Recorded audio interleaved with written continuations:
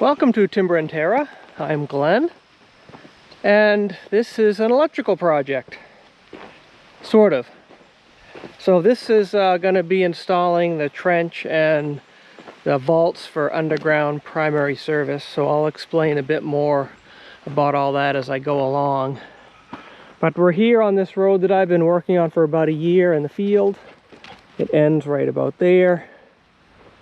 This was the last section I put in. There's videos on that recently, and it goes, we meanders this way to the town road.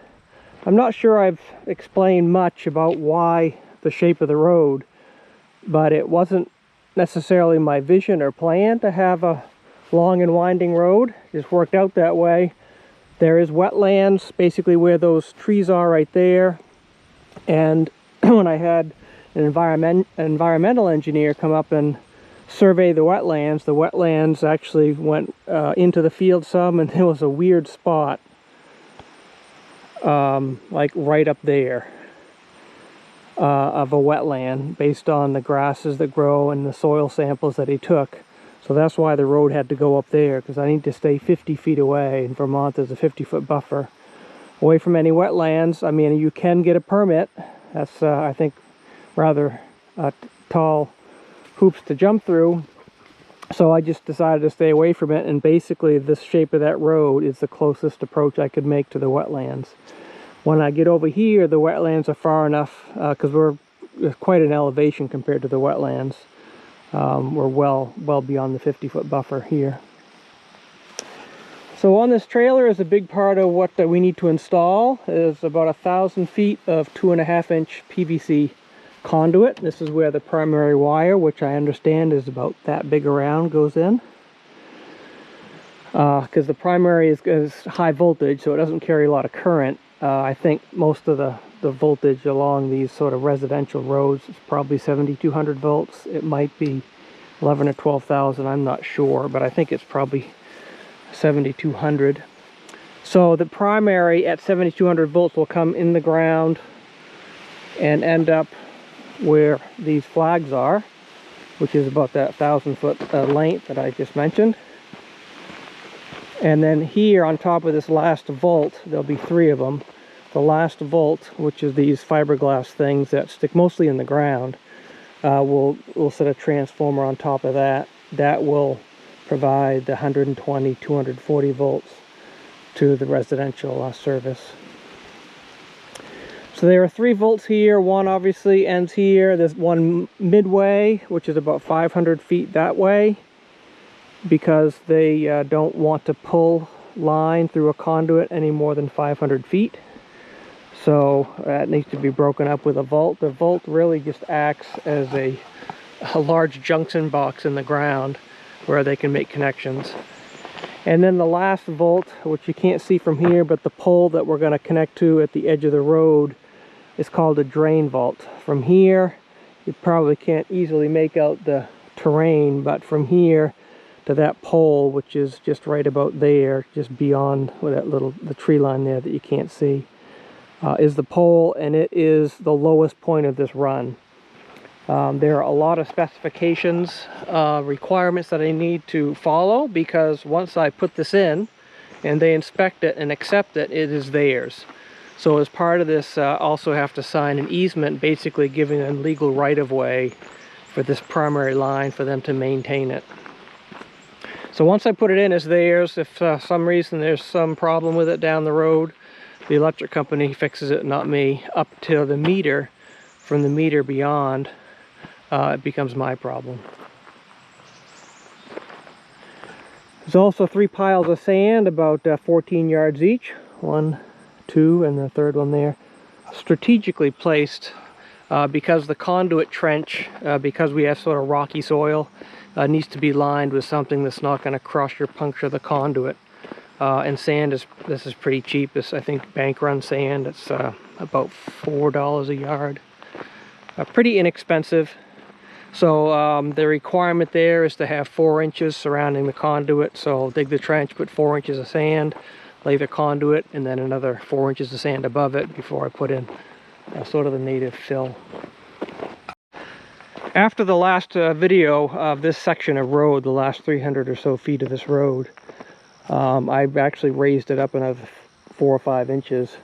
This was a lake here, very heavy clay soil. It does not drain, so the water was sitting here. The road basically became a dam because this actually had drained that way. So this trench here, and my plan for this area to take care of this problem is a teaser for a future video. So look forward to that. But speaking of drainage, another requirement for these vaults, underground vaults, is each of them needs to be drained to daylight and have about a foot or so of crushed rock that can be used as drainage rock basically below that. So that's the first thing I'm going to do, is make a trench in here. I'm not going to get my laser level out for this. I will eyeball it and measure it after the trench is done. Not worried about fall as far as grade goes, because this goes down. The only small fly in the ointment, which is not a big deal, is this is the property line. The other side of this is town property. It's not the private property. It's really just woods that the town was given in exchange for a sort of a government confiscation of property many years back. So in lieu of back taxes, they gave the town like 400 acres of land. So what I might need to do is encroach upon this line maybe 3 or 4 feet so that I can get the daylight out so that it drains the bottom of that vault, or vault, V-A-U-L-T. I guess like a vault that would hold money, except this one holds electrical connections. The other thing you may notice if you've watched my channel much is I have a new bucket. Sort of a trenching bucket. This is the narrowest I could go. This is 18 inches before I start getting narrower than the thumb, because if this is narrower than the thumb and I want to dig a deep trench, then that's going to be a problem. So this is basically just under 18 inches wide. So the width of the bucket should work well. It's probably about the same width as sort of the expansion there of the row of the 3 teeth. We'll see how that goes. We'll talk about trench depth here when we get to that, but for now I'm looking for a drainage trench.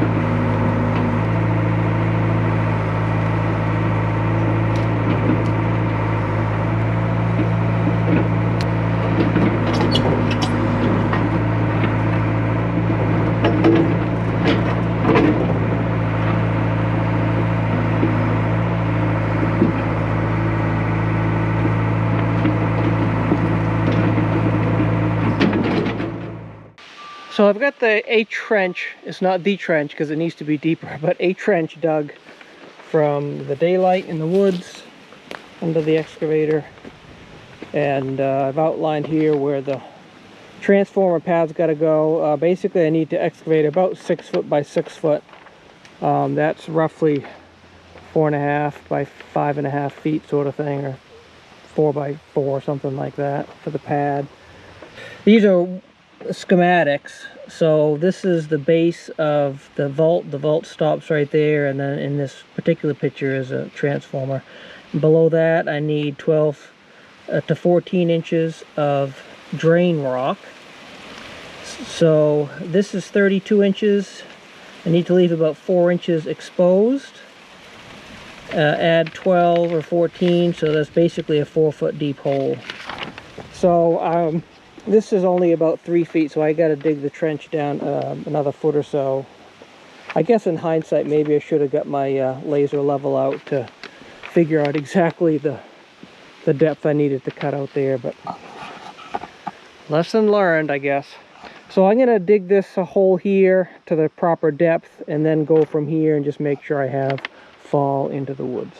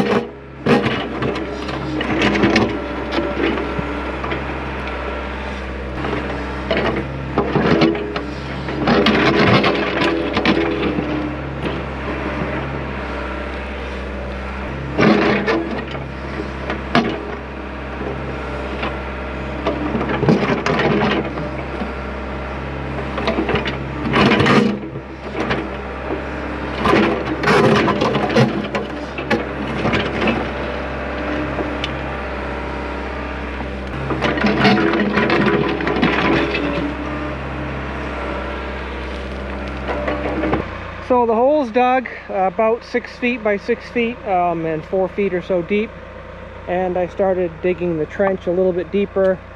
I'm not going to use a transit or a laser level. I just have my 4 foot level. Everywhere I stick it is pitching downhill.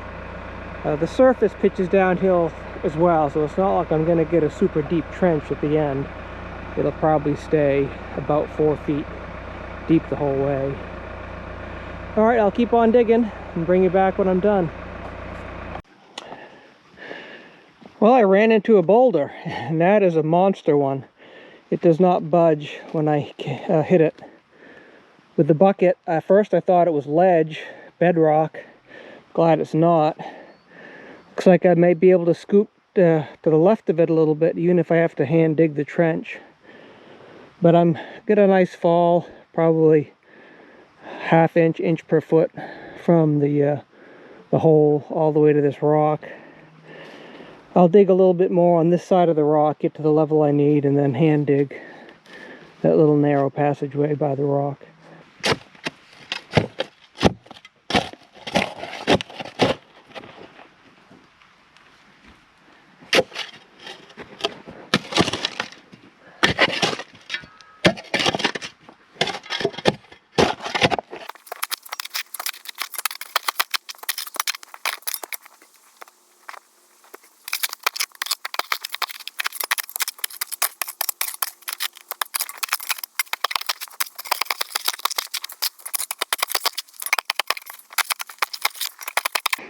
Well, I was able to dig down enough to maintain my fall for the drain. That's a big rock, and then there's another smaller rock, I'm guessing, but I can't budge it with a shovel.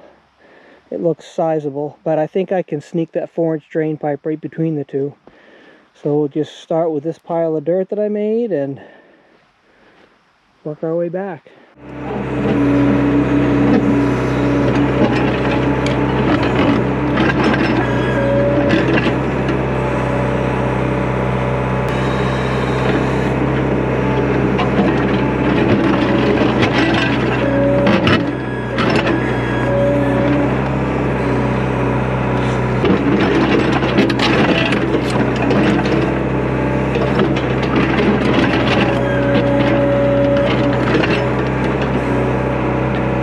Well, this material is really weird. It's a hard pan, which is a really densely compacted gravel, might have some clay in it to bind it together, and it is very difficult to dig. Any small rocks, really, you're working with a shovel like it's the biggest rock in the world, and it's some little rock that you end up digging out with a shovel. It's unique because I've never seen this material anywhere else on my property. Almost everything else is pretty dense clay. Over there, the section of the road I ran into maybe just some odd colored stuff and maybe a bit sandy, but nothing like this. This is almost just as pure gravel, which is nice. But I don't plan to have a gravel pit here. Well, barring any further complications, we'll just meet up when this trench is done.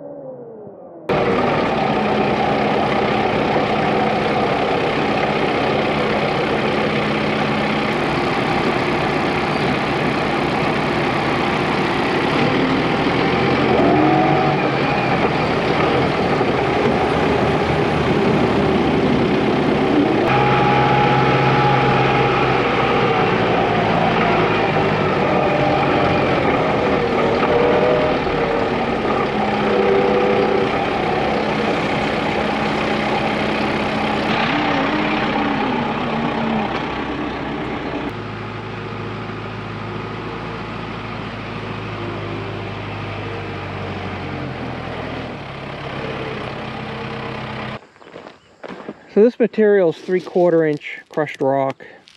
They call it drainage ledge. For whatever reason, this is about 5.5 tons between the trailer and the little bit I have here in the bucket.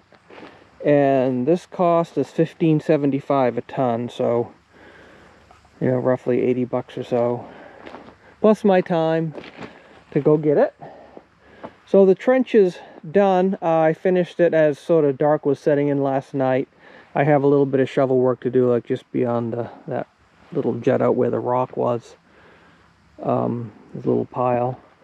I also have to clean this up, tamp it down, and then the next thing is to put the rock in.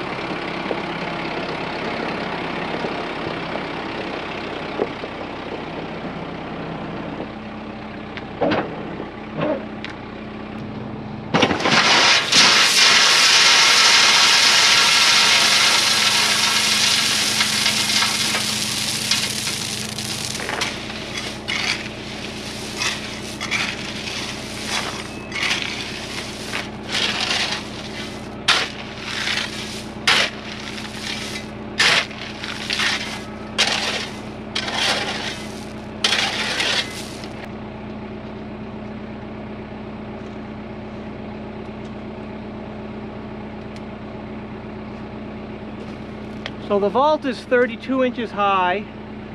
They require 4-inch exposed above grade. The grade here is probably where it's going to be. It might be a little bit low because I'm going to make the road just a little bit higher right next to it. So I want to, you know, have a gentle slope off the road with the grass. So I still got to come up another 6 to 8 inches.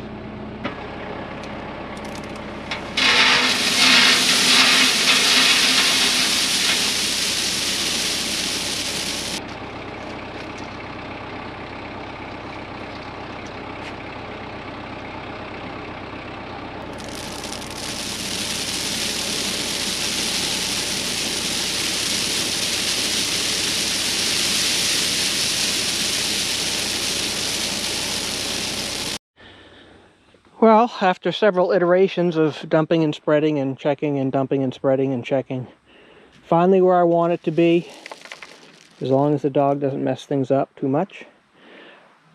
Next, I think I'll put the drainage pipe together.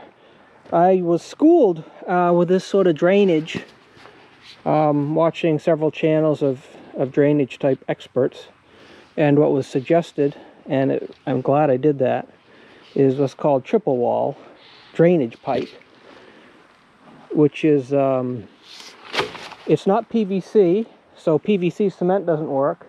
It is high density polyethylene, HDPE. It is much stronger than like thin wall drainage tube, much stronger than that, you know, the black corrugated thin wall stuff that comes in rolls. So it is relatively rigid and strong, but it's also bendable.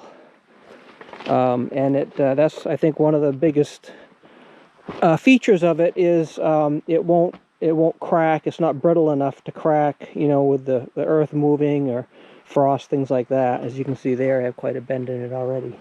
And that'll come in handy for areas like that where I've got to go around the rock. So there, this is just a slip fitting. There is special cement. It's not PVC because it doesn't sort of melt the plastic. I'm not sure how it adheres. But they don't have it around here. And even the folks that I bought this from, they said, no, people don't use that. They just slip it together. Which is fine. I'm not worried about leakage. If anything, I guess I'd be worried about roots getting in there. We don't have any roots to speak of. The other thing that I could have put on there that, again, we don't have locally is what's called tile tape. It looks like sort of wide electrical tape, but it's made to tape that the coiled corrugated black drain pipe together. One so it doesn't leak, and the other so it doesn't infiltrate roots or dirt in sort of the loosely fitting connections. And they don't have that. So I'm going to put this in, manhandle one of those things. They're not that heavy, just bulky, over in that hole. Then we can start backfilling this. So I've got all the drain pipe together. I'm checking the fall now. The other thing I've done is made sure there was dirt under every bit of this, so that if there's a void and I'm putting stuff on top, I won't cause a kink or a real sharp bend in the pipe.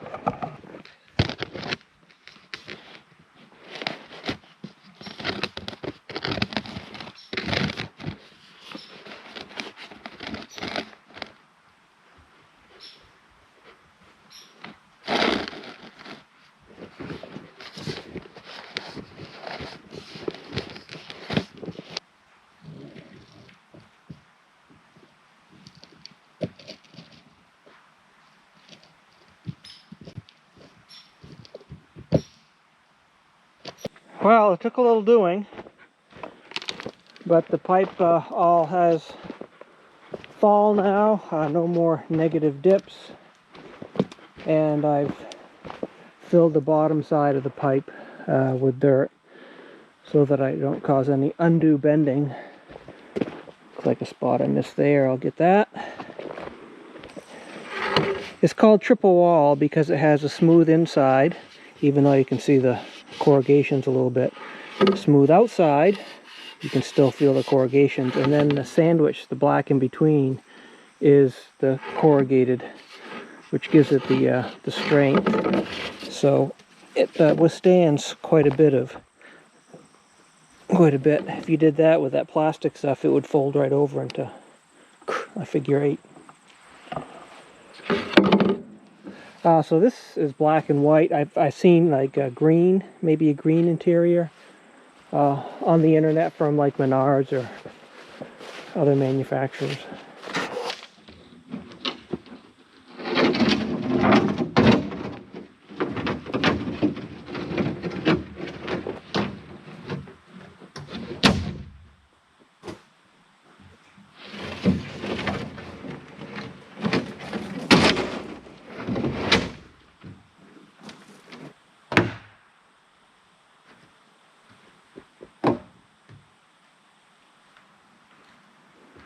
So it's about 6 inches above grade, but between here, that's the road base, which is, might be slightly higher than this. I'm going to bring it up probably another inch or two with some crushed gravel to make a smooth packed finish. and I'll have a little bit of fall off. So I think that'll work out well to get the 4 inches above grade. So that's what it looks like. Basically the inside is going to look just like this. Now I get a place to have conduit. The specs say you can go through that hole, but what the engineer I'm working with said is actually most people go underneath it just so they can keep the conduit deeper. It's got to end up being 4 feet eventually anyhow, as quickly as you can. 3 feet minimum, but my trench is going to be 4 feet to accommodate for the conduit itself and for the sand cushion around it.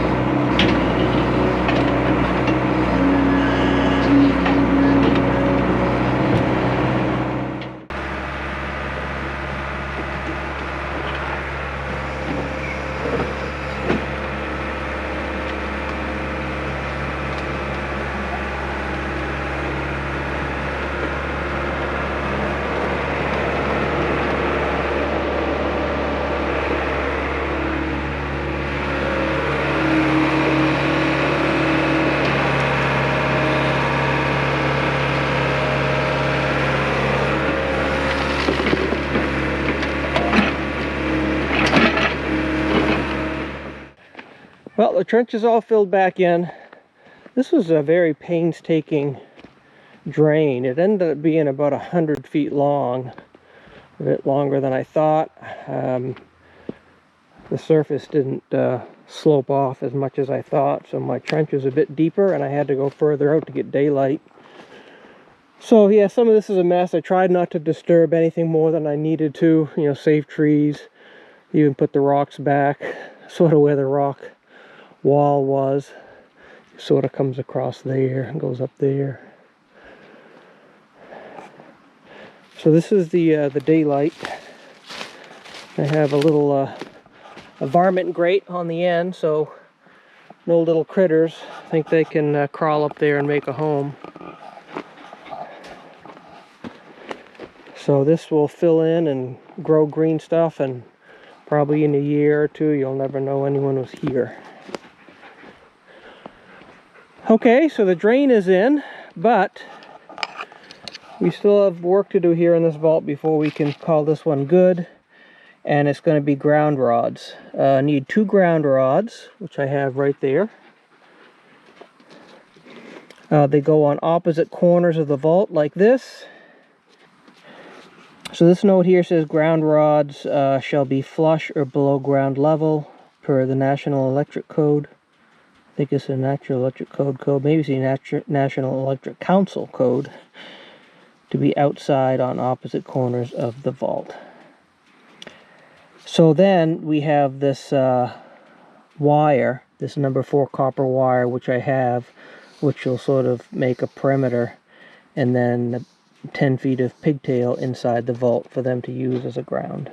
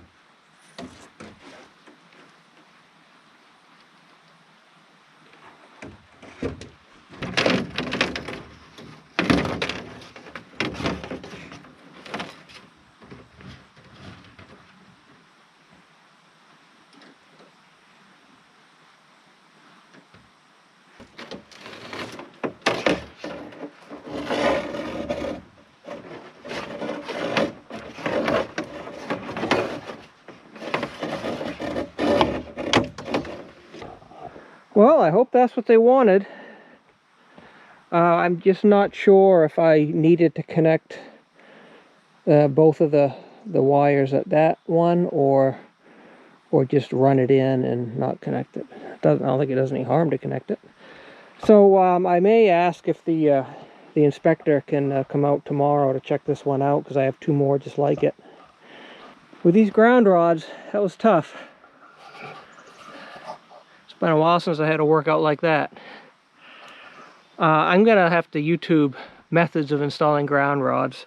I think this might be the hard pan, the hardest soil I have compared to the other 2 locations where I need to install them, but I have 4 more of those ground rods to put in, so I'll see if there's a better way to put them in. I'm thinking maybe if I got a length or 2 of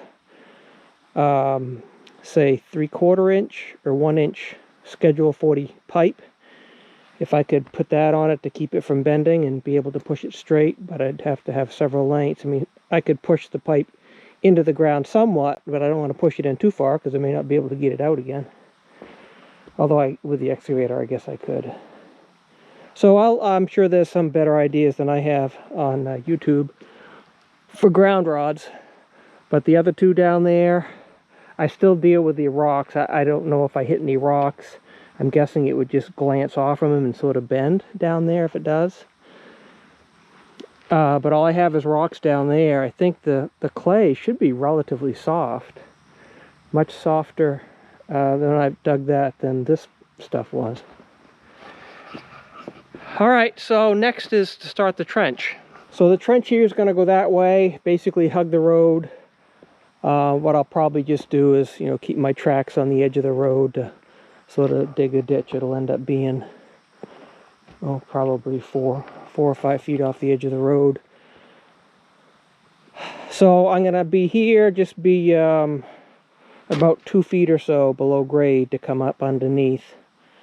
And then I'll slowly go down until I hit the 4-foot mark.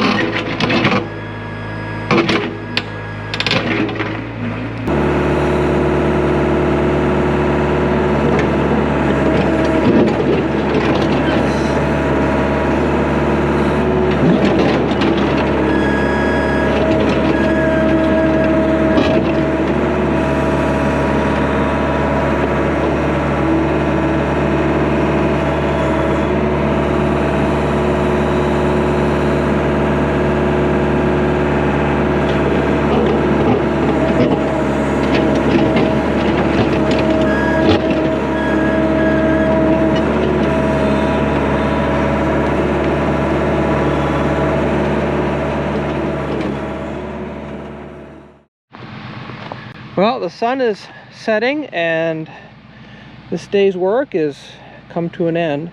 I was able to make a little hole there to tuck the conduit underneath that lip there. It's dug okay. Most of this was pretty hard packed, like hard pan, like the drainage ditch was. But I've noticed just at the very end, or basically where I stopped, it started to get quite a bit softer, almost like talc. It's still hard digging, but it's not as gritty, not as rocky. There's big rocks, but not the gravelly small rocks. You can just feel it with the bucket. So the trench here is 4.5 feet, which should be plenty. Put the sand in, nice bed for the conduit. But we'll pick it up again in the morning.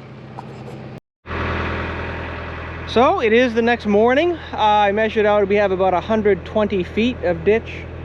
Interesting, we've got no rain, but there's some source of water right there. So where we're headed is just this side of that pile of sand. You might be able to see 2 white flags. That's where the midway point vault is. That should be about 500 feet from the vault we put in. So I still have 380 feet to go, if my math is correct. The digging, I think, is a little bit easier. Still getting occasional big rocks, but this is much more clay material than where we started, which was very gravelly, very hard pan. Every scoop was hard. This one seems to be generally easier until you run into one of these big rocks, and then you can feel it a bit.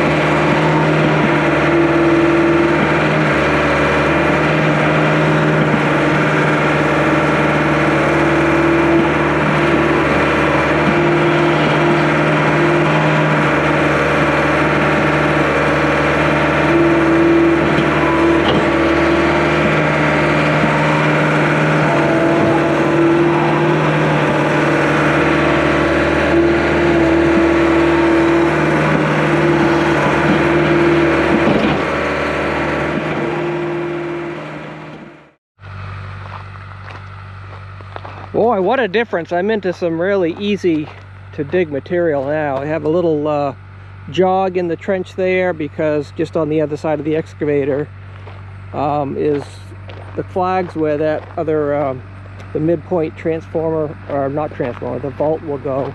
I just decided to go a straight line here instead of follow the crook in the road for 2 reasons. One is the shortest distance between 2 places is a straight line, a bit less in conduit and wire costs, and the other thing is this ditch. I just wanted to be far away from this ditch, because if I was to dig here next to the road and I disturb all this, I'd have to go a lot deeper, go out there further. Then I don't have to, I'll just maintain my 4 foot deep probably from the surface, and it'll be shallower ditch than over here. And I just think it'll be easier. I'll still have water running over the conduit after it's in place. I just think it's better to go from a straight line there. The standards for the electric company just say, you know, we like to have it within 10 feet of the road, but, you know, basically parallel with the road is fine. So I think I'll be okay. I expect the inspector to be here today to look at the first vault that I put in and make sure that my ditch is good to go, or my trench, I should say, not ditch. So yeah, this material is a lot better. You can see it. I haven't picked out any rocks really since this big one, and it's really loose compared to this stuff here, which was not nearly as bad as the hard pan, that really hard packed gravel up closer to the vault. But it was still hard digging. Oh, I have some water seeping in there. and I was still bringing out some big rocks, but here you can almost see the difference right there. From here over, the material is different. It's sort of a moist clay, and I think that moisture helps a lot with it breaking up more easily than being hard packed and dry.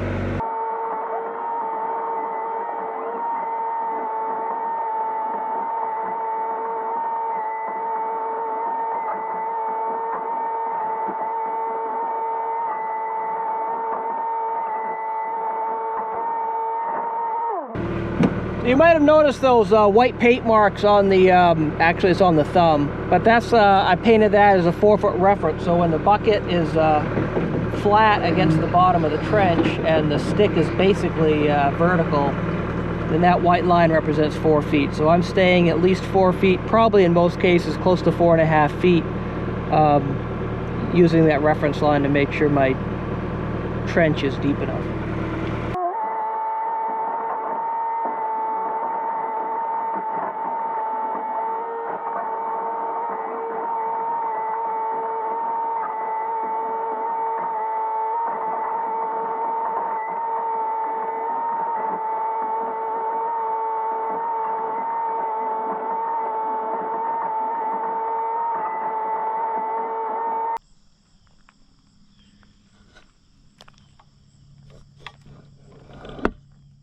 $419 feet.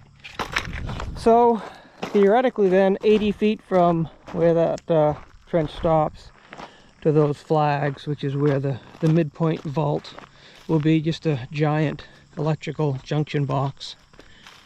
This is, I think, by far the steepest I'm going to be working on. So this is basically level, so you can see the angle. I had debated whether I should turn the excavator 90 degrees and use my blade to level me out, but so I'm sort of digging a trench a little bit that way, but I sort of try to make the upside slope more up and down, more vertical, best I can. So a straight line from here to the excavator is where we'll do it. So this will finish today's fun playing in the dirt out back, and we'll see you again when we meet up here to begin again.